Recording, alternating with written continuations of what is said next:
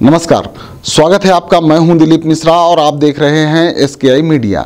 देवास के नागदा की एक निजी जमीन से हटाए गए अतिक्रमण के बाद पीड़ितों के समर्थन में पूर्व मंत्री सज्जन वर्मा अपने समर्थकों के साथ कलेक्ट्रेट पहुंचे। कलेक्टर चंद्रमौली शुक्ला से बंद कमरे में आधे घंटे तक उन्होंने गुफ्तगू की।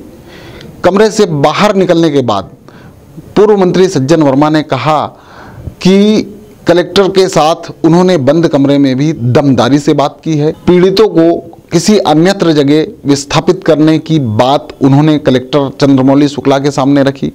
कलेक्टर चंद्रमौली शुक्ला ने उन्हें आश्वासन दिया है कि पीड़ितों को जल्दी ही अन्यत्र विस्थापित कर दिया जाएगा और साथ ही उन्हें पट्टे भी दिए जाएंगे।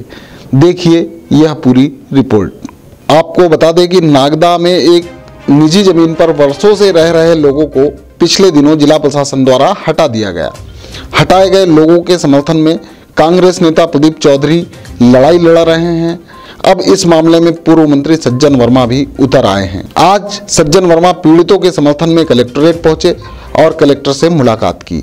कलेक्टर चंद्रमौली शुक्ला और पूर्व मंत्री वर्मा तथा उनके कुछ समर्थकों के बीच बंद कमरे में बातचीत हुई।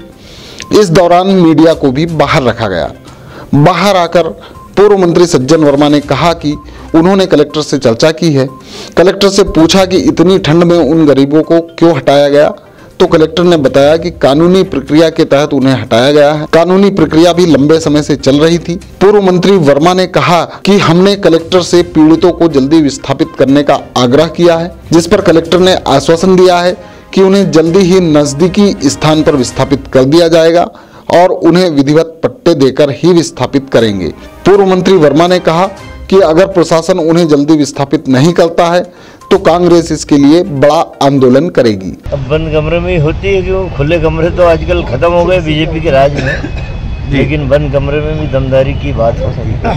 जहाँ हम लोग जाते हैं जी, नागदा के पीड़ित वो लोग जिन्हें बेघर बार कर दिया गया है, एक बड़ी विस्तृत चर्चा कलेक्टर देवास से हुई है।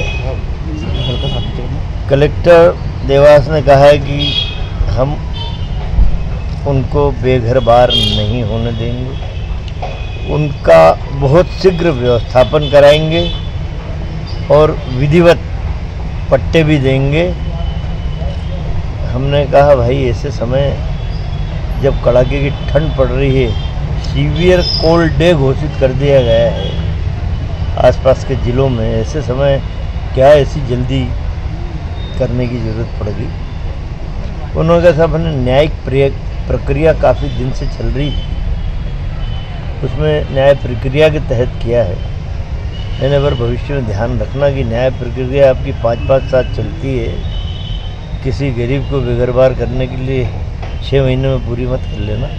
यदि करना हो तो ऐसे लोगों का विस्थापन जरूर कराया जाना चाहिए। हमने कह दिया कि यदि शीघ्र उनका विस्थापन नहीं हुआ तो कांग्रेस बहुत बड़े स्तर पे फिर आंदोलन के लिए बाध्य होगी।